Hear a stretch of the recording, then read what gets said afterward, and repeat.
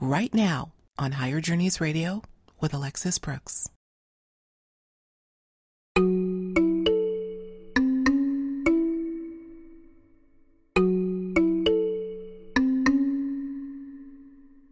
Reality is not black and white, but infinite shades of gray. This is an idea that I've often suggested when looking at the multidimensional aspects of truth. In this case, I'm speaking of the possibility that an image I showed during my recent interview with Mary Rodwell may in fact be a case in point.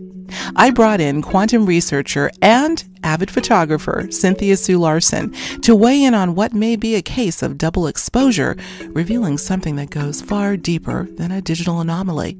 You'll definitely want to hear what she had to say.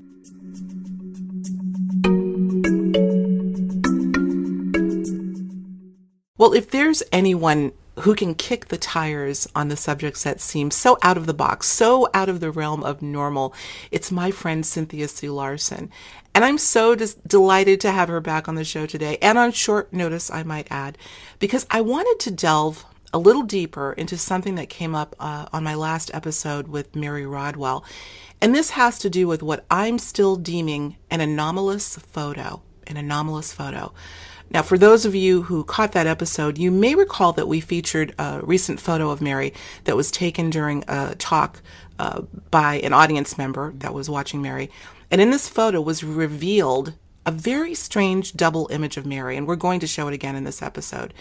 We discussed the possibility, that the more ghostly or etheric-like double that is evident in the photo may have been the result of what she had been doing just prior to the talk. Now, after the show aired, we received quite a few comments about this photo, but one I want to read to you, and this is directly from the YouTube page. Here's what the person had to say. Quote, "The double image is a standard double exposure. Mary and the hand of the photographer in the foreground were the only things moving, which explains why both are affected. There are lots of mysteries in the universe, but this is not one of them." And by the way, I think the person put another comment after the fact, after this comment that said, "But it is a pretty cool photo, though." So very legitimate comment, of course. Now, I like I said, I thought it was a fair comment, and I think I mentioned in my reply that Mary and I actually did consult with a professional photographer who also felt this to possibly be a case of untouched double exposure. That being said, in keeping with the idea that just because it's one thing does not eliminate the possibility that it could be revealing something else in the process. And that's what I brought Cynthia on today to discuss. So welcome back, Cynthia, and thanks so much, my dear, for showing up on short notice. Oh, thank you so much for having me. It's such a pleasure to be on the show. Always fun talking to you. Now, I want everyone, keep in mind that the goal in this conversation is not to come up with a conclusive answer about what it is or isn't, but is always to explore the possibilities. Let's just go on a little exploration. That's what makes reality so interesting, right? As you know. Oh, for sure. You know me. I love to investigate it, and I love the questions. Yeah. Well, like I said, you know how to kick the tires and look under the hood and get behind things. So let's show this photo right here, and I'm going to blow this up significantly so we can discuss the double image and moreover her expression in that double, because that's what got my attention, that this may, and I repeat, may be exposing something else. What do you see, Cynthia, when you look at this? I love seeing a double image photo because I don't see them much anymore, first of all. I grew up with the old style film cameras, and back in those days, if you didn't advance the film, you're going to get a double exposure. I kind of missed that day and age, so my first reaction was, cool. I feel like I'm back in the 60s, back in the 70s, because really, since we've had digital cameras, how often, this is the first double image photo that I've literally seen in all the last, decade or so of digital photography. So my first reaction was, wow, I just don't see these anymore. Mm-hmm. And so I was wondering, was this perhaps taken by someone, who had the old style film camera? And that's why I wrote back and I asked you, what camera was this taken with? And when you told me this was a smartphone, that's when I got goosebumps. That's when I thought, oh my gosh, because something definitely is going on. And if people are saying this is a double image with a cell phone, well, please explain to me how that happened, because I know photographers that would love to generate these kind of images, and they're not able to. Well, it's interesting because, excuse me, we're both a little bit hoarse, by the way, I think for different reasons, but please excuse us if we start hacking a little bit. I'll try to take a few sips of water occasionally. But when you said that to me, Cynthia, I thought, okay, well, let's see if we can do a little bit of investigation. And so I went on Google and to see if I could find some authentic double exposure shots, even from the older cameras. And you know what's interesting? I found nothing. The only thing, I suppose, what's referred to these days as double exposure are really photoshopped. It's sort of a filter that's used to impose images either beside or perhaps inside of something else. I could not find one. So just by virtue of that, I still have not even seen another example of an authentic double exposure, even from the older cameras. Right. And the only ones I've seen are the ones I've taken, because I was a photographer playing around with a film camera, and we'd sometimes do things like we'd say, okay, everything, we'd set the camera on a tripod, you take one photo, and then the shutter clicks, and then you can hold the shutter open, sometimes long exposures. There are lots of different techniques, but another technique is you actually take two photos on the same exact piece of negative. And people may not know what I'm talking about. I don't know what you're talking about. I just realized that nobody uses these cameras anymore. I was watching Stranger Things, and the kid in the show, he's using that old style film camera, and I know what he's doing when he's rewinding the film at the end of the, right. Oh, sure. Okay. No, I do. Okay. You were using some terminology that was definitely over my head in terms of photography, but yeah. Right. Yeah. Right. So if you've seen that, people know Stranger Things, and there's that kid with the camera. There you go. So it's like that. And it's easy to do a double image with that kind of camera. And it's just as easy as it is to do that, even by accident, if you don't advance the frame. It's kind of like you take a picture, and then you have to kind of like push another button or wind something to kind of move it along on some cameras so that you advance to the next frame. And if you don't, you'll get a double image. And this, when it was hard to do and people had to think about it, this double image thing would happen a lot. That's what I'm talking about. And now we really just never see this anymore, except people like me that used to use those kind of cameras. Right. I still have one of those cameras, but it's so much easier with digital photography. Absolutely. Well, I will say, and again, I'm going to reiterate, folks, and if this gentleman is listening, please know that I'm not trying to prove something different, because we don't know. We don't know what's going on. But again, this is part of the journey, part of the exploration, and really just showing that reality is definitely not black and white. It's infinite shades of gray, as I often say. But, I'm going to lose my point here. I just completely lost my point. I did. I actually lost my point. So you asked. I can go back, because you're go back and maybe it'll trigger what I was going to say. Right. You're asking me my first impression, and so I gave you my first impression. My second impression was this: when I start asking myself, have I seen something unusual with photos before? Oh, yes, I have. Because this is, like you said, I love to go into these things. So it does remind me of not exactly this phenomena, but other phenomena that I have witnessed. I just thought about what I was going to say. Let me grab it before it goes flying out the window again. In terms of, and this isn't even playing devil's advocate, because we're not really arguing with one another or anybody else, but just in terms of process of elimination. And this is what I typically do when I experience something anomalous or see something anomalous. The first thing you want to do is take that left brain and go through that process and say, okay, could it have been this? Could it have been that? Could it be a double exposure? Sure, obviously. This woman, Mary told me, had been taking, I think there's a feature on some of the newer smartphones where you can take successive shots very quickly. You just keep the button depressed and it'll just and the first thing I thought of was, okay, could that have made it more likely that a double exposure could occur? What are your thoughts on that? Do you know what I'm talking about? Well, with there's an equivalent to the old style cameras where you can just hold the button down and it goes choo choo choo choo choo choo. It's click click click click click click. In that case, it's advancing. It's got an auto advance feature for the film, and it's just cranking through, and you'll shoot the whole roll in a matter of seconds. I know this because my sister did this once with a very, to me, expensive roll of film. I think I've got a series of pictures as I'm chasing after her, like, no. But now, of course, you've got digital cameras and you can have that feature running. And again, you just never see these double images. You still So don't. no, you still don't. So it's a nice thought. And it's because our imagination goes there, like, well, maybe they were just taking the pictures so quick and it forgot to advance. There's no film to advance here. That's a different process entirely. And so you're having, and I'm not a photographic expert in the digital cell phone technology. Also, I don't know which app was being used. So just like you, I can't say for sure that there's not some software, hardware explanation for this, but I will just ask people and invite them, look around. How often are people witnessing this really? Mm-hmm. Well, we're going to get into some of the putting this a little bit more in context as to what was going on to make room for the possibility that there is something quite extraordinary going on.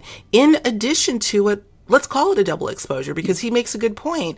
Just like the gentleman that Mary and I spoke to said that there's a photographer, a professional photographer, that's caught sort of in the background and you can see his hand on a piece of the equipment, and there is a double of that. Now, the interesting thing is and I don't have the image in front of me, but I've studied it so much at this point, that you'll see that the hand of the photographer, somewhat difficult to tell, but it looks like it is somewhat of a double in the same position, right? You're looking at it. I'm looking at it, and you can see this. There are two, like on a double image, there's a shadowy, it's kind of like a half-developed image for both the speaker, who's wearing a kind of this beautiful blue jacket and dress, or maybe a top, and she's got her hand extended, and so her main image is looking toward the camera. And the photographer's hand, which is positioned on the camera gear on the tripod, his main, you can see his hand. It's just a clearer image. The primary image is one that's a little bit slightly lower, and then it looks like he just sort of tilts his hand at the wrist in an upward direction for the less pronounced image. Mm-hmm. So what I'm getting at is if you juxtapose the double of his hand and its position versus the double of Mary Rodwell and her position, they are drastically different. I don't want to spill the beans on that one yet, because I want to really get into, I don't know what magnification you're looking at the image, Cynthia, but I'd like you to really study, I want us to study her expression in that double. Well, I'm calling it the etheric double, for lack of a better word, because I think that could be somewhat revealing. But before we go there, I want to lead into why I call you my go-to person on so many things, and I knew you'd be the right person to talk to on this. You have an excellent book called Aura Advantage that you were kind enough to send me a copy of, because there was a chapter, and by the way, incredibly well researched. Kudos to you for doing a brilliant job on this entire book. But in this chapter, it's called Aura Photography and Imaging, and you get into give a good chronology of the history of this phenomenon and how it metamorphosized over the years. And you also talk about, in addition to many other things, Kirlian photography. And in that context of talking about Kirlian photography, you describe in the book what is called an energy body double. And that could play into something that we're seeing here, even though this is not Kirlian photography. Energy body double. Talk about that a little bit. Okay, so the idea, well, I should probably start a little bit further back, because I think this whole topic is fascinating, and it really, people may not realize that originally people were catching corona discharges from people's hands as far back as 1777. And that was the work of George Christoph Lichtenberg in Germany. He's a German scientist. And then things didn't really go anywhere for another more than 100 years. And then Polish-Russian physician Yakov Yodko, excuse me for butchering the name, but he's the one that he coined the term electrography. And that was in 1888. And that was the brand new photographic process recording these electric discharges from both animate and inanimate things. And I think it's worth mentioning that, because people think of Kirlian photography, but I want people to know this goes back about as far as photography. People have been noticing that we are energy beings. And that's really important to keep in mind. So by the time that the 1940s arrived and Soviet Semyon Davidovich Kirlian, now this is a professional electrician, and he's also a photographer, and his wife Valentina. They were working with this very simple device. What it would do is run electric current.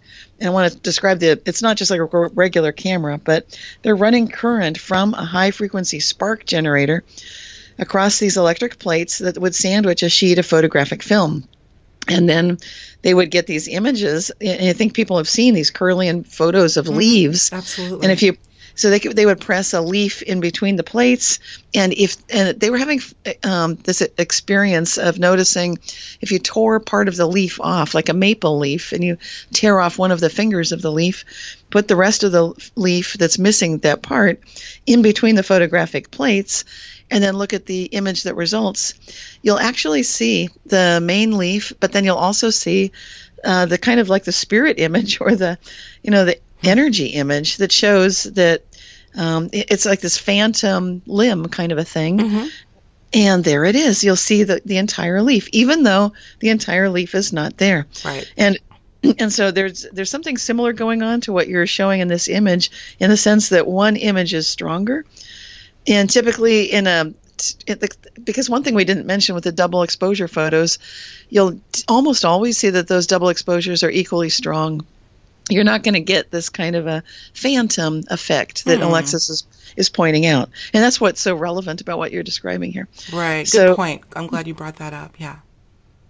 And so the idea with the glowing luminescence that shows in the healthy plants is another way that the Kirlian images have been used that some people might be aware of, because scientists could track down which plants had disease by putting one of their leaves in between these plates and developing the film, and then noticing the energy looks different for a healthy versus an ill plant. So lots of scientific research was done back in the 1940s with these Kirlian photos, and then the research continued into the 1960s in the fields of biology, biochemistry, and biophysics, looking at this electron microscopy and witnessing the energy body double of a living organism in motion. So now we're getting into the stuff we're talking about. And this is where the experts that were doing this research described it as some sort of an elementary plasma-like constellation. And it was kind of ionized, excited electrons, protons, and possibly other particles. And their idea was that at the same time, this energy body is not just particles. It's not just a chaotic system. It's a whole unified organism in itself. And I think that's the key idea. And I use the word key like key in a lock. It also brings up the idea of ki or chi, depending on... Yes, I'm glad you brought that up. Yep. Perfect. But I don't want to go too far. Should I just keep going? Keep going, because that was the next question I had for you in terms of Kirlian photography. One of the things that was discovered also is that it tended to reveal levels of chi in humans. And, could we have something else going on here with digital photographs doing the same thing in some cases? Right. And like I said, back in Moscow, when they were looking at the leaf images back in the 40s and 50s, they were noticing which plants were healthier.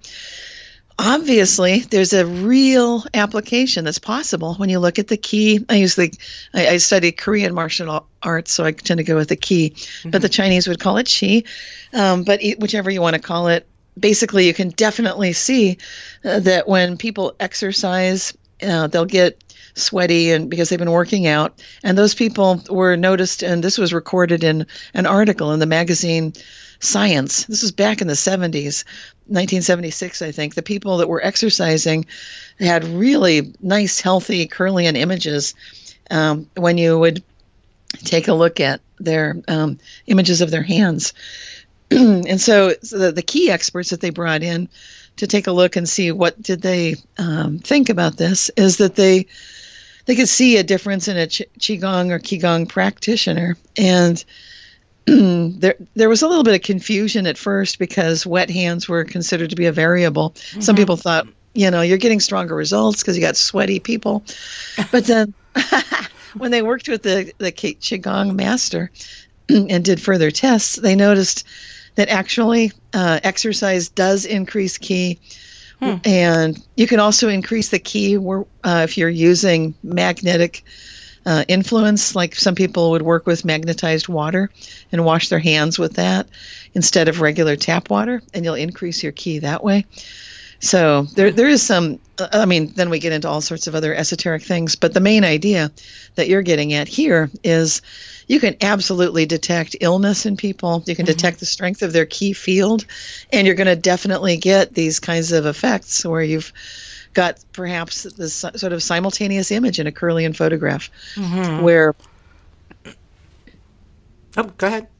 Okay. And I was going to say, really strange things can happen. Sometimes people would have vanishing coronas where their dominant personality was considered to occasionally be overshadowed by those that were more dominant. And then what I'm talking about now, this is kind of bizarre, but if people have seen Kirlian photographs, you'll remember that you can look at the picture around a finger. This is still done.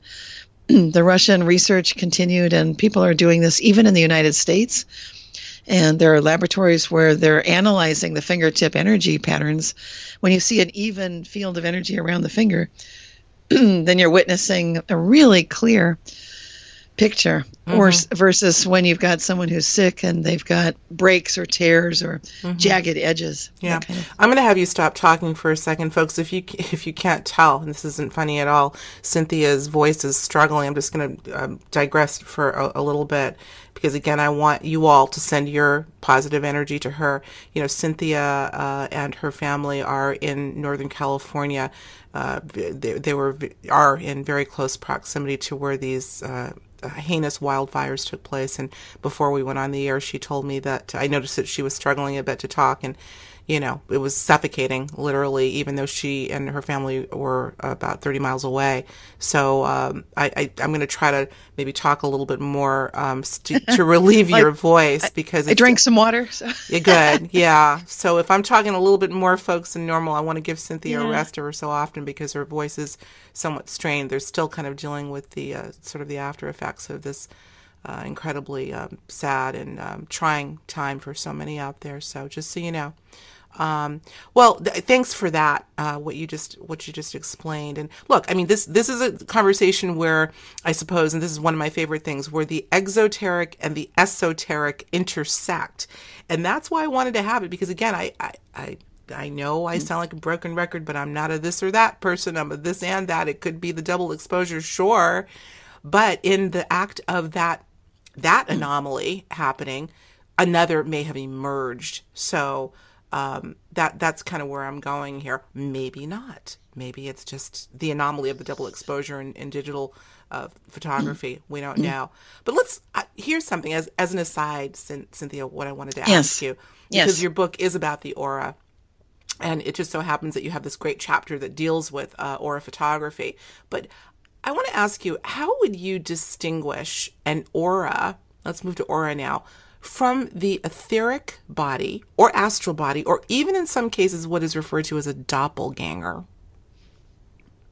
Well, these are terms of various mystics across the ages, and so I think there's some general agreement about these different terms, but sometimes there's some confusion.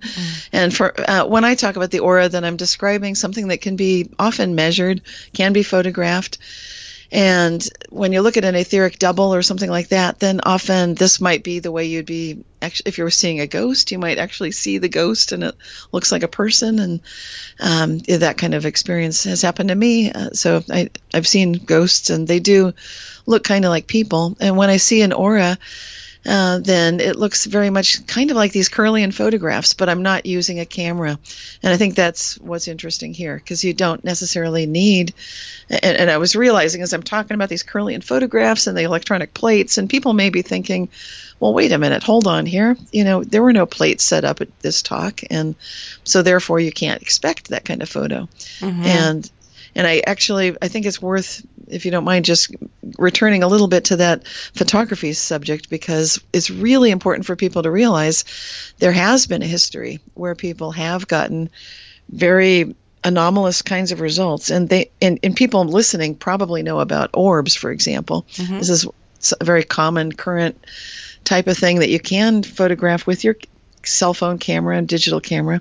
But now I'd like to present the idea, because the other thing I was thinking when you first showed me this photo was that it could be very similar to what's known as spirit photography.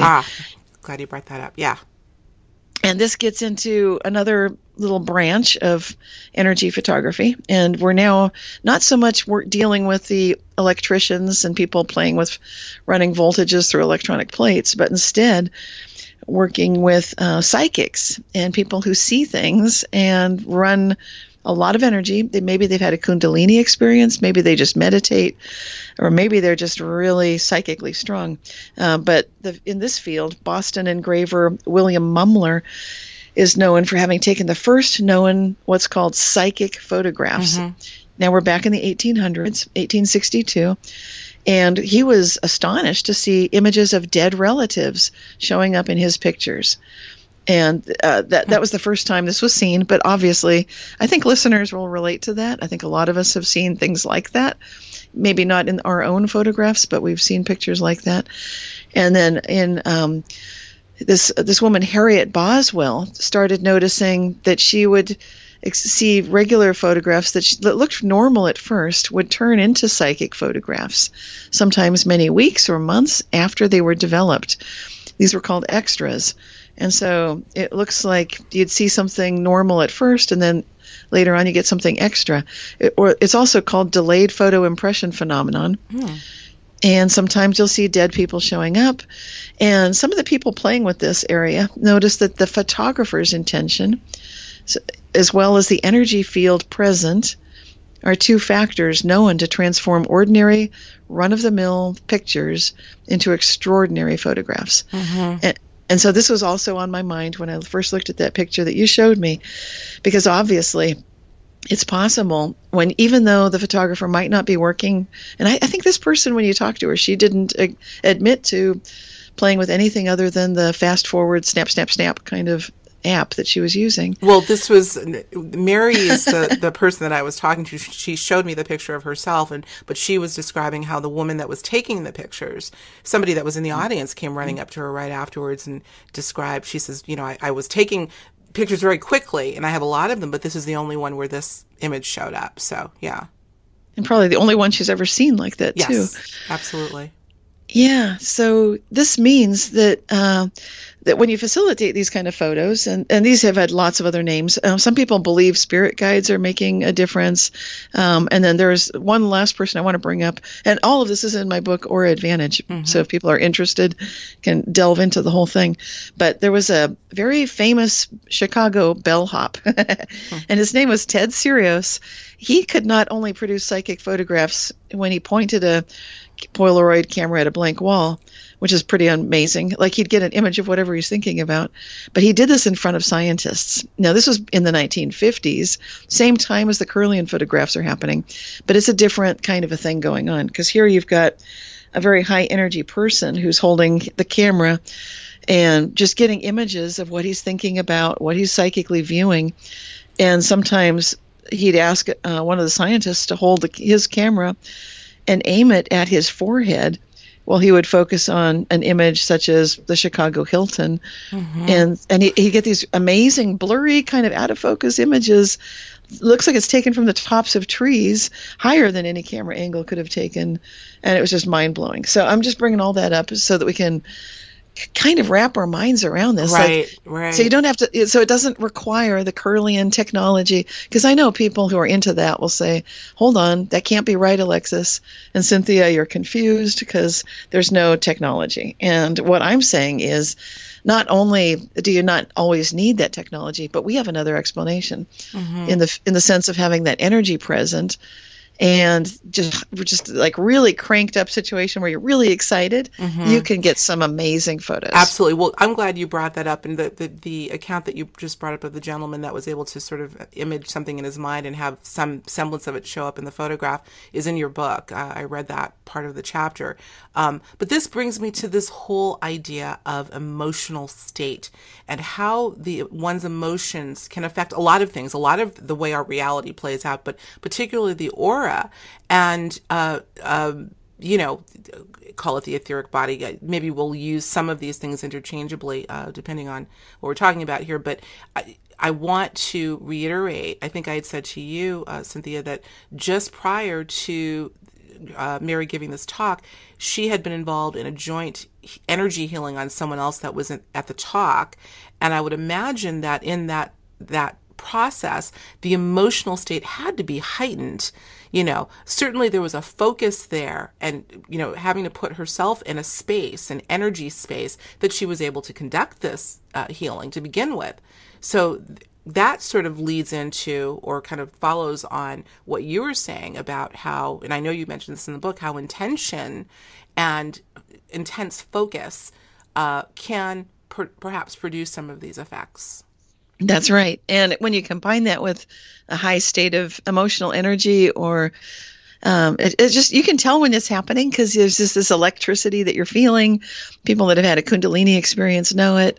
It's that rush of energy that can occur. Mm-hmm. And I've seen this happen in photographs, not with a double image, but definitely with an energy effect showing in an unretouched photograph. So I've had firsthand experience of it myself, and I know that can happen. And so in the case of Mary giving her talk, and I think at the time she was speaking about these special children. Yes. And she's also talking about, and the other thing that I remember you'd mentioned is the entire group had done a healing. That's and right. They were That's channeling. Yes. Yeah, so they had so much energy in that room. It's definitely increasing the probability or the possibility that a regular photograph may not look so regular. Interesting. Well, let's do this, because this is yet another abbreviated version. We're going to be winding down only in a couple of minutes, and I wish we could take it longer. But let's now zone in on that image. I don't know if you can blow it up right now. Right. I'm going to see if I can do it as well. I really want to have us take a look at the expression on Mary's face in we'll call it the double. Okay. This is really what got me going. It was interesting because Mary actually spent a couple of days here with my husband and I, and we had so much to talk about. But this was one of the first things she whipped out, because I don't think she had shown it to anyone yet. And I couldn't stop staring at, the fact that it's just somewhat anomalous at first glance is one thing, but then when you really blow this up, and I'm going to try to do it here, look at the expression on her face and how the blacks of her eyes, her pupils, are literally looking up, if you will, to the heavens, upward, to the point where I can't even imagine. Oops, I'm trying to move the cursor here so I can see. Here we go.